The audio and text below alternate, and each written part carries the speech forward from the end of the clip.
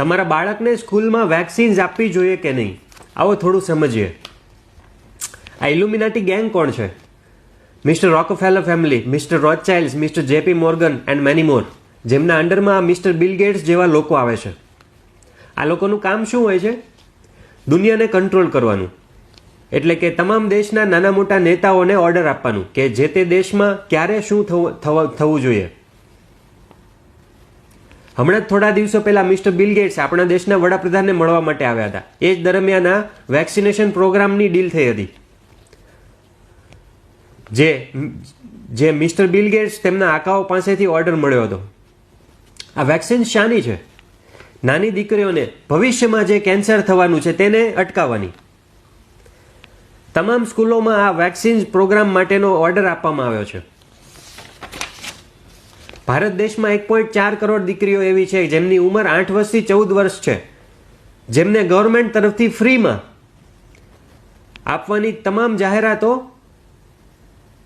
તમામ મીડિયા કરી રહી છે, જે મીડિયા પણ આ ઇલ્યુમિનાટી ગેંગના જ અંડરમાં આવે છે.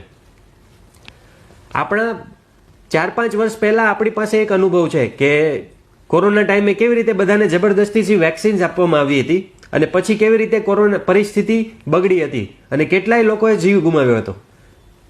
મિત્રો, આ જ પરિસ્થિતિ ફરી વખત રિપીટ થવા જઈ રહી છે, પરંતુ આ વખતે આપણી પાસે આ પરિસ્થિતિને રોકવા માટેનો ટાઈમ પણ છે. સિસ્ટમનો ભાગ બનીને જ એ શિક્ષકો તમને ઇમોશનલી ફોર્સ કરશે કે તમારી દીકરીને આ વેક્સિન્સ અપાવી દો, નહીતર આમ થઈ જશે, તેમ થઈ જશે. પરંતુ હું ડૉક્ટર જીગર ખેની જવાબદારીપૂર્વક કહું છું કે તમે આ વેક્સિન્સ ન મુકાવશો, કારણ કે જે રીતે કોરોના વેક્સિન્સ મુકાયા પછી જે પરિસ્થિતિ સર્જાઈ તેની કોઈએ જવાબદારી નથી લીધી. એવી જ રીતના આ વેક્સિન્સ, કેન્સર રોકવાની વેક્સિન્સ આપ્યા પછી જે પરિસ્થિતિ થવાની છે તેની પણ જવાબદારી કોઈ જ લેવાનું નથી.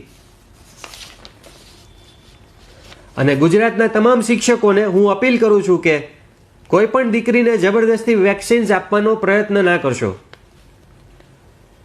અને જો તમને આ બાબતે કોઈ પણ પ્રશ્ન છે તો હું તમને મારી સાથે લાઈવ પોડકાસ્ટ કરવા માટેનું ઇન્વિટેશન આપું છું.